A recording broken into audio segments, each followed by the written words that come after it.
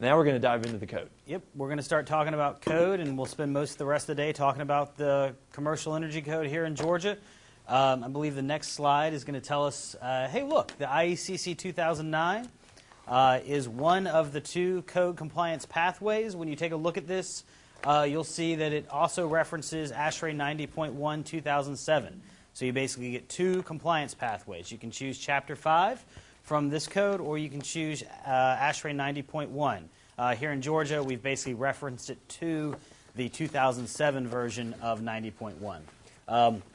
When we went through the adoption process, basically we made some amendments to Chapter 5 of the IECC, and for the most part adopted 90.1 as it is. One of the big differences, we took the reflective roof credit and also made that pertinent to green roofs, and we'll look at that later today in the green roofing section, in the envelope section. And I think that's a good summary. So when Georgia essentially adopted this document as our state code with supplements and amendments, almost all the supplements and amendments were for the residential section. The residential part is Chapter 4 of this book. Chapter 5 is a standalone commercial code, and it is very similar. Each iteration, they seem to get closer and closer. Chapter 5 is very similar to ASHRAE 90.1. Chapter 5 is in some ways a little more strict. And I would say our experience is probably ASHRAE is a little more, let's say, user-friendly in a couple instances. But you can choose a path. The most important thing is either Chapter 5 or ASHRAE 90.1, whichever one you choose, once you make your choice, you have to stay on that path. You can't jump back and forth from one path to the other. Okay? This is both a good thing and a bad thing. I would argue it's more of a bad thing to have two codes. It's just harder to keep track of it all. The good news is that they're fairly close, or they're getting closer to each other, but they're not the same. So it just makes your job as code officials or designers a little more complicated. In general, I'm going to suggest, and we'll try to point out, I think ASHRAE is going to be an easier, more straightforward path in many examples. If you love vestibules, I want you to go this route. Okay, I'm going to just say that. So if you love vestibules, this could be your friend. Does anybody have any questions on that? And there's only literally 2 pages out of the supplements and amendments that pertain to the commercial code, and we put them in the back of your binder. So we'll chalk, and they, like Burke said, they're pretty much only applying to this for the most part. Okay. All right. So we're going to, Can I say something? please, Bill, please. ICC has Oh yeah, we have that too. book that they offer that puts 90.1 in the back of basically the front of it is the Chapter 5 for commercial and 4, and all of the IECC is in the front. The IECC code is in the front, and the back is 9.1. And that might be a cheaper route for you to purchase the book if you're interested in it. And then you can get the ASHRAE User's Guide and use that to help you save a little money, if you will. If you're an engineer, you might want to go separate routes, but if you're a building official, the user's guide is very, very helpful for ASHRAE 90.1, and unfortunately is not the cheapest book, but it's a very good document. It's a very useful document. There isn't really a good user's guide for Chapter 5. There's some information out there, but I think this is a very useful document. Let's see. Yeah, so basically what Bill was saying is what I'm holding in this hand and what I'm holding in this hand are equivalent. And you can buy one that has it all in it. I don't know why ASHRAE didn't get their cover on the cover as well. I feel like, they kind of... Yeah, they've got an interior cover. Yeah, it's an interior cover, but that doesn't do any good. So, that's pretty. I think it's a little cheaper to do it that way. Next slide. Go ahead, yeah. I was going to say, speaking of affordability, there are some free or free-ish downloads of these codes available. So we put the links in here.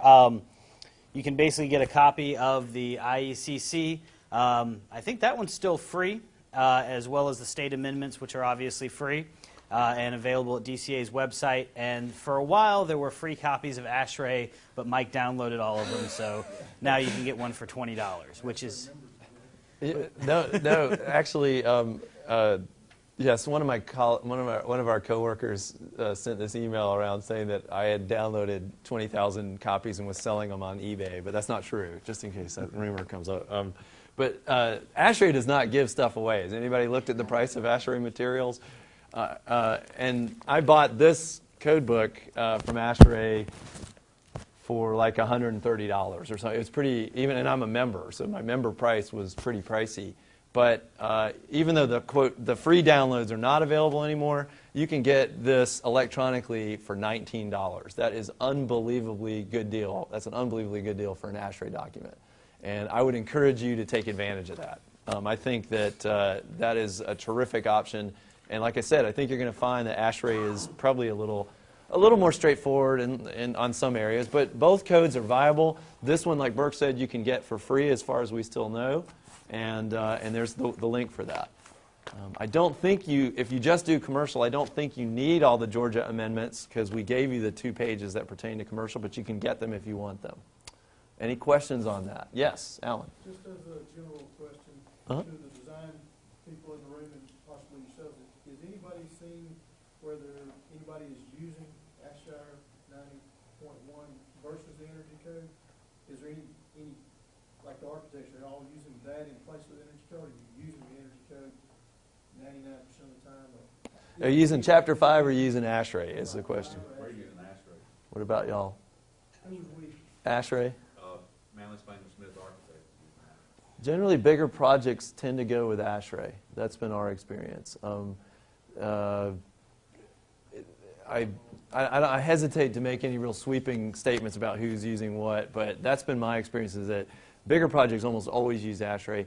Any project that does LEED has to use ASHRAE 90.1, and the version that we have, the 07 version, that's one reason why we kind of left it alone, because what you're doing for LEED, we didn't want to make you have a Georgia-specific version. You know, when you get to smaller buildings, it's really they're very similar for smaller buildings, so it probably doesn't really matter much between the two, but there are some subtle differences. And just for the record, our presentation is really going to focus on ASHRAE, but when there's something different, we're going to point it out. Okay, so we'll try to point it out when there's something different. And previous iterations of this were more separated. But in this version, they're much more similar than they ever have been in the past, but they're still not the same.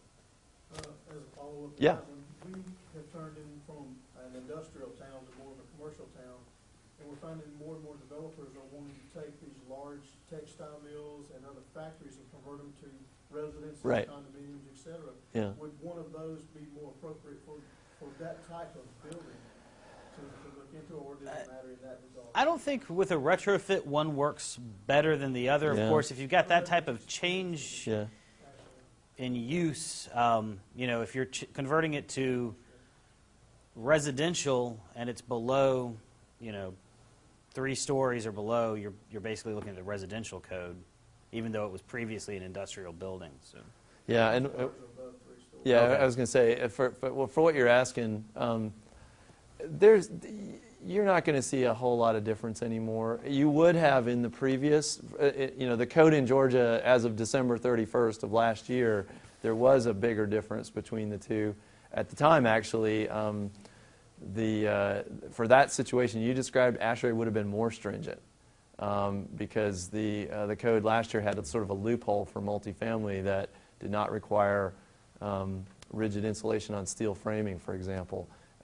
Maybe that would, but anyway, it was a loophole in essence that made the IECC a weaker code. That's not the case anymore. They're much more in line in this version. But as we go deeper, you know, we'll try to look for that as we go deeper. That's a great question, and we'll try to look for some examples to see what might apply better or not. So these are great questions. Yeah, Joe? Yeah, Mike, I want to point out that there is a commentary that does have good illustration. That is true. For commercial. That is true. I mentioned that it's commentary. It's not really a user's guide, but it's effectively like that. It helps explain it better. Right. And that's a good point. I don't want to sound like I'm trashing either code. They're both very good codes. And really, I think the thing that frustrates me is that do we really have to have 2 just because it confuses us? There was someone actually proposed an amendment that we just have 1, and I would have voted for it. I don't think it just sort of died in committee, but I think it's sort of when you're outside looking in, you think, oh, more options is better, right? You know, let's just give people lots of options. But when you actually get into the problem of working with a code, you're like, you know, really more options just complicates things. So I would like the DOE at the national level to kind of make a decision on this. And I'm like, maybe you just make one code for big buildings and one code for small buildings. I don't, you know, just make our job easier. But yeah. We're doing a compliance study in Georgia on commercial buildings, and for compliance with ASHRAE 90.1, we're also doing a survey in conjunction with that, and we're hoping that we can maybe get some data on that to see how many people. I would say probably those buildings that don't have architects and engineers on staff working on probably use the prescriptive requirements of Chapter 5 versus ASHRAE. And I think in the real small commercial buildings, you're probably going to see those buildings are designed by, they used to be anyway in the 2006 code with the prescriptive requirements of the IECC rather than ASHRAE. But we'll see. It will be interesting to see if we're moving completely towards ASHRAE compliance pathway versus IECC. Yeah, Joe? Yeah, I got an email the other day for those of you that are IECC members, or if you let that lapse, that they're giving away an entire set of the 2012 codes, all 9 volumes of IBC, IRC, fire codes, the whole gamut. As long as you're a member, you become a current member now. I think it's in May that they're releasing. If you're a member, then they're going to give you the PDF downloads for all of the new codes. Yeah, all 12 new codes will be free for anybody who's a member right now. So. Yeah. And I don't know what Georgia's going to do when that next code cycle comes around, but I do know that we're locked into these codes for this X amount of time, probably at least 3 years, I would think, and maybe longer. But there's also, you might not know this. There's a lot of impetus to see 90.1 in particular be enforced correctly because there was some strings attached to every state that accepted stimulus funds, which was all 50 states. And one of those strings attached was that basically you're supposed to show, and it said within 8 years, and that would be 2017, that you actually have adopted and enforced and implemented 90% of compliance with the Commercial Energy Code 90.1, and the Residential Code was Chapter 4 of this book. Those 2 documents were explicitly stated. I don't think there's enough difference between Chapter 5 and this code that anybody would make too big of a fuss over that. But in other words, we need to get Energy Code fully enforced, and the clock is ticking. The good news, we're ahead of Alabama. Okay, so we're ahead of Alabama. Alabama's working on it. We're ahead of South Carolina. We're ahead of Alabama. But it's going to be a challenge. And so either code, I think, enforced is a good code. So I want to definitely say that. And I think that the 2 codes seem very similar, more so than they ever have before. Okay? Is one of them more user-friendly than software?